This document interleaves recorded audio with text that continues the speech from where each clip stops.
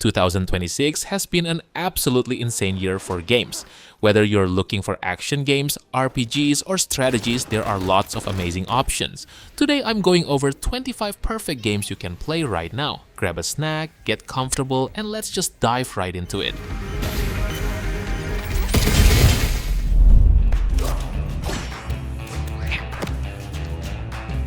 Let's kick things off with Mewgenics. Edmund Macmillan finally dropped this back in February. It's a turn-based tactical roguelike where you breed cats and it is delightfully gross.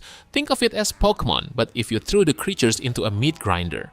It borrows the crazy replayability from The Binding of Isaac but puts it on a grid. You'll rotate through classes, mutate traits, and try not to die from awful RNG. The sheer amount of wild builds you can create makes every single run feel completely fresh. Just please don't get too emotionally attached to your kittens.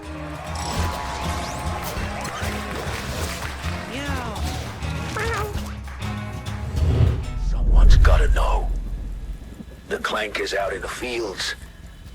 Next up, Scrap Mechanic. I know this game has been around forever, but it actually just hit its official 1.0 release late last month in July 2026. It's the ultimate engineering sandbox where you scavenge parts to build insane vehicles and automated machines to defend yourself against crazy farm bots. The survival mode feels complete now. You can really unleash your inner mechanic, turning literal scrap into moving fortresses. Personally, I spent way too many hours just building a ridiculous potato gun tank that barely worked, but that's the magic of it.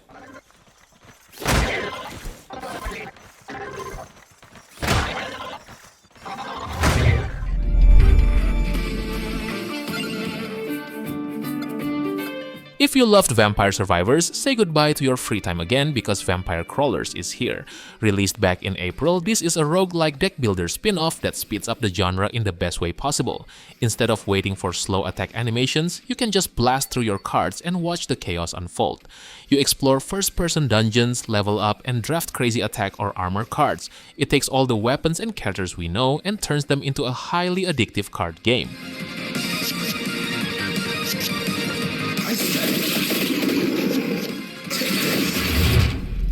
Hold it right there. Whoa, Jimbo. Moving on to LEGO Batman Legacy of the Dark Knight. They finally launched this in May and it's basically a LEGO Arkham game. Built on Unreal Engine 5, it ditches the massive roster of 200 characters and focuses entirely on just 7 playable heroes like Batman, Catwoman, and Nightwing. This means the free-flow combat and gadgets feel incredibly deep, almost like the Arkham series, but wrapped in that goofy LEGO charm. Exploring the open-world Gotham is a total blast, and fighting villains like Joker and Bane feel surprisingly punchy.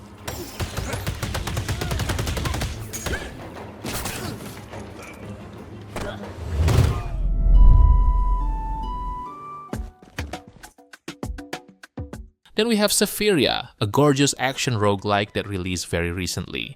If you mix the fast, snappy combat flow of Hades with the crazy inventory strategy of Monster Train, you get this masterpiece. You have this unique tablet grid system where you arrange relics to create ridiculous synergies. I had a run where my basic attacks turned into massive laser beams that just melted the screen. The pixel art is beautiful, and balancing your inventory to min-max your damage is just as fun as the actual boss fights.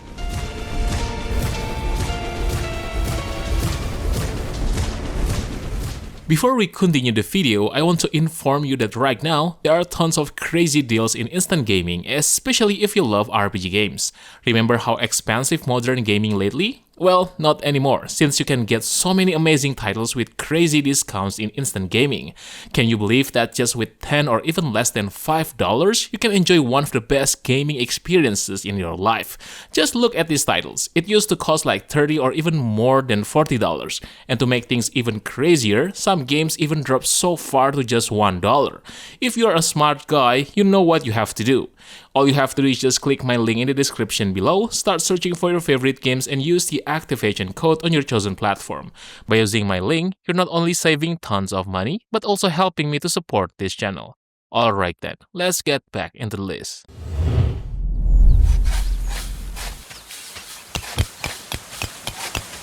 Going medieval is still the king of 3D colony survival builders. Even in 2026, watching your little medieval settlers try to survive the harsh winters while fending off raids never gets old. You're building multi-story castles, managing resources, and trying to keep everyone from starving or throwing a tantrum. What I love most is how organic the building feels. You start with a small wooden hut and eventually construct these massive stone fortresses. It's relaxing until a siege happens and everything catches on fire.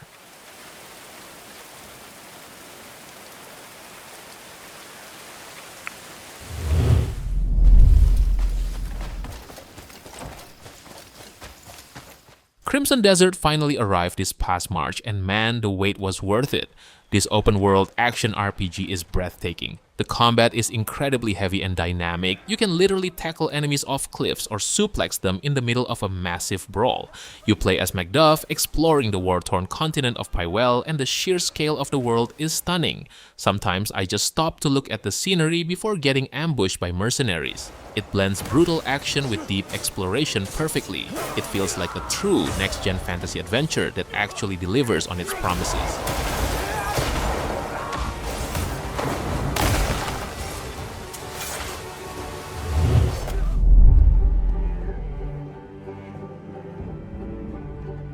Have you ever wanted to build a post-apocalyptic society run entirely by beavers? That's Timberborn. This city builder focuses heavily on water physics and timber engineering. You have to survive deadly droughts by building dams and redirecting rivers to keep your crops alive.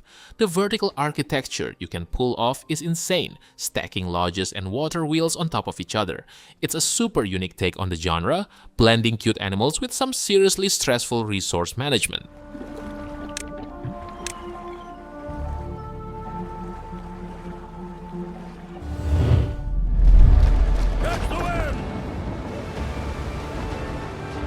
Windrose dropped earlier this year, giving us a fresh survival adventure set in an alternative age of piracy. You start with practically nothing, scavenging resources to craft gear and build your own ship.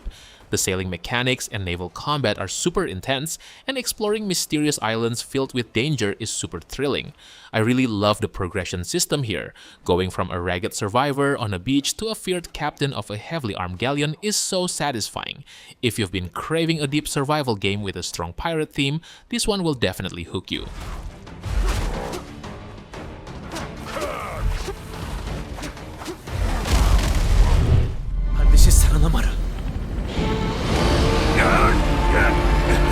Just a few weeks ago in July, DragonSword Awakening blew me away. Built on Unreal Engine 5, it's a gorgeous anime-style open-world RPG. And get this, it's a premium game with absolutely no gacha mechanics. You buy the game, you get all 19 heroes. The tag team combat is fast, letting you switch characters mid-combo to stack status ailments and trigger massive attacks.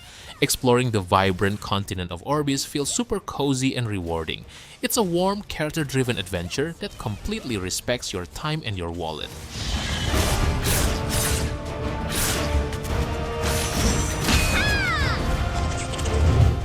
This way. You look a bit worse for wear. Arm's giving you trouble. 007 First Light came out in May, and IO Interactive absolutely nailed the James Bond origin story. You play as a young, inexperienced Bond earning his 00 status. It's a third-person action adventure where you can either go loud with firearms or use classic stealth and gadgets. The level design is brilliant, offering so many ways to tackle missions, whether it's bluffing your way past guards or causing a massive shootout. Driving the Aston Martin and using Q's gadgets feels fantastic. It truly makes you feel like the world's most famous spy figuring out his dangerous craft.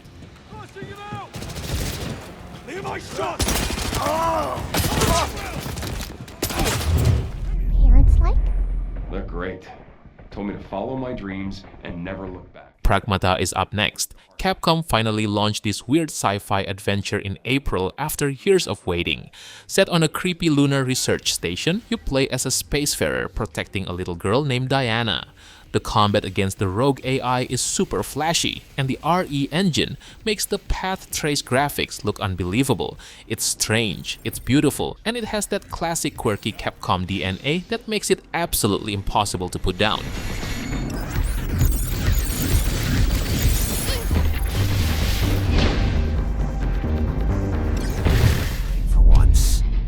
Dex, nice of you to pencil me in.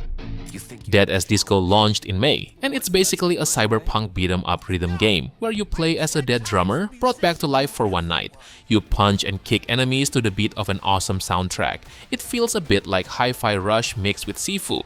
I absolutely love that it lets you import your own music so you can fight bosses to whatever weird playlist you want. The combat timing is generous, making it really satisfying even if you aren't a rhythm game expert.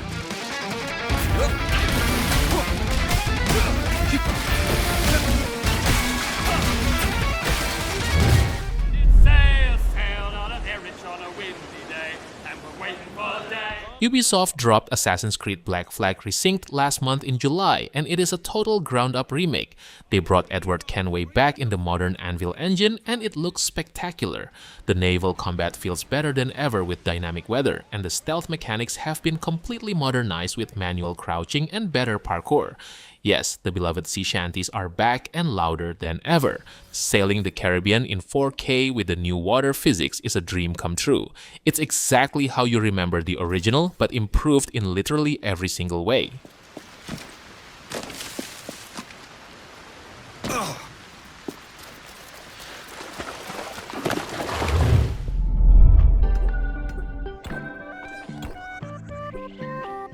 If you need something cozy, Fields of Mistria literally just hit its 1.0 release a couple of weeks ago.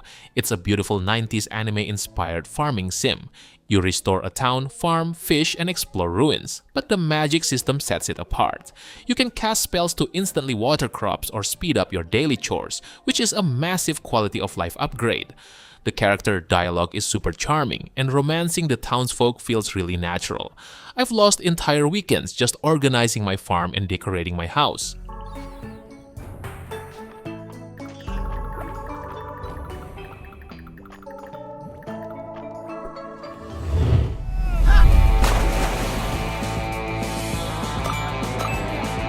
Waterpark Simulator just had its full release at the end of July. You buy an abandoned water park, grab a hammer, and start fixing it up in first person. You can design crazy water slides, manage staff, and run food stands.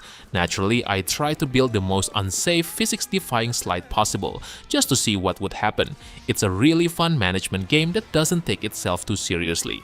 Watching the guests react to your ridiculous pool designs never gets old.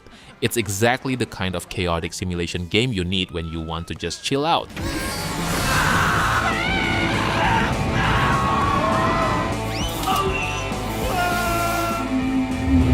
Shift for the day. Sorry, that ain't how it works.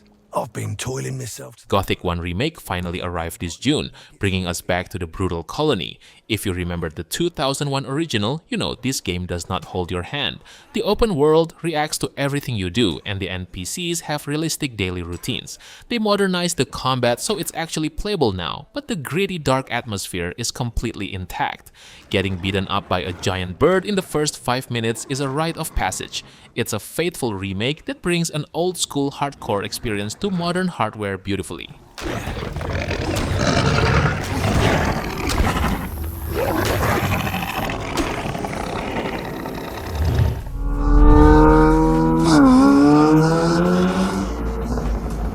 Forza Horizon 6 hit the streets back in May, and they finally took us to Tokyo.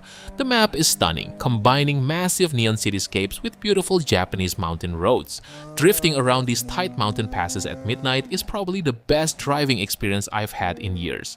The car customization is deeper than ever, and the sense of speed on the new engine is wild. Whether you're competing in races or just cruising around finding barn finds, it is absolute car paradise.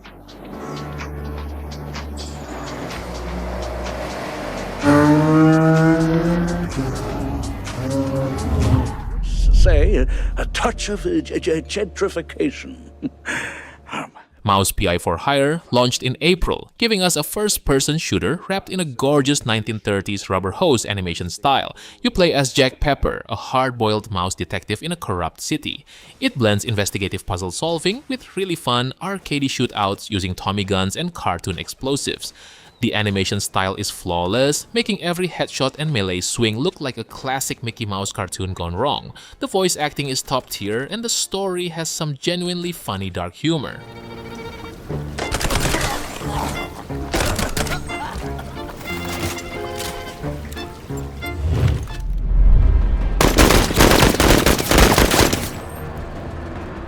From the creators of Battle Brothers, MENACE launched its tactical RPG goodness in early 2026. Instead of a medieval setting, you're commanding a strike force of marines, mechs, and tanks in a lawless sci-fi system. The procedural operations mean every campaign is different, and the tactical combat is brutal. You will lose your favorite squad members, and you will have to replace them with shady mercenaries. I love how deeply customizable the loadouts are. If you enjoy games like XCOM where every decision matters and mistakes are heavily punished, you will absolutely love this one. Stay on him, 103rd.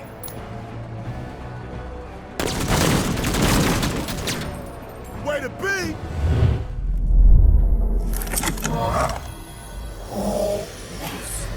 Esoteric Ebb came out in March, and it is a massive CRPG for the reading crowd.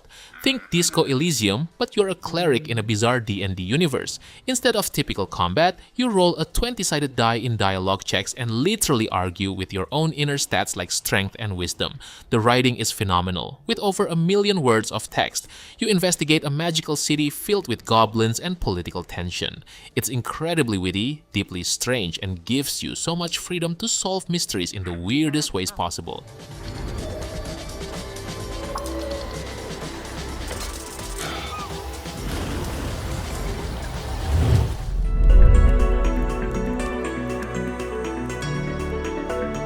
Shapez 2 left early access in April, and it is the purest factory automation game on the market.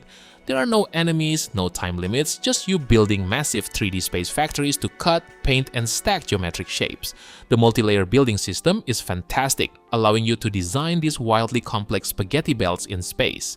I love how accessible it is, letting you delete and rebuild entire production lines without any penalties. If you just want to relax, listen to good music, and optimize your production rates until your eyes glaze over, this is perfect.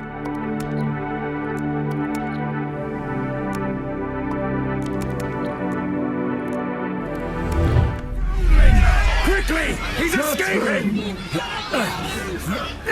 Path of Exile 2 is in full swing now, and it is an absolute monster of an action RPG. Grinding gear games completely overhauled the combat, making it feel so much more visceral and responsive. The class customization is still absurdly deep, letting you craft builds that shouldn't even be legal. The dark fantasy world looks incredible, and the new boss mechanics require actual skill, not just face tanking. I've spent more time looking at the passive skill tree than I have sleeping. It is the reigning king of the genre for now. Swell! Ethan!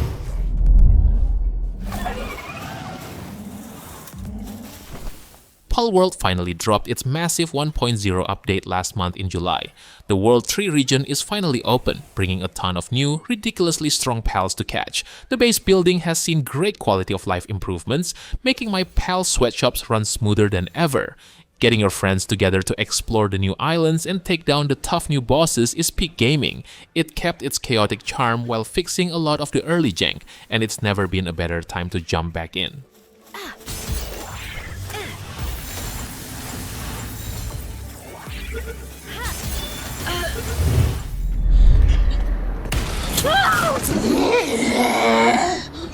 Resident Evil Requiem launched in February, bringing us the next major survival horror nightmare. Leon is back, and Capcom has seriously dialed up the tension. The graphics look stunning, and playing this with path tracing on is legitimately terrifying. It perfectly balances that classic eerie exploration with really tight, desperate combat. Scrounging for ammo while being hunted through dark, atmospheric environments kept me on the edge of my seat the whole time. It respects the franchise's horror roots while delivering a completely modern experience.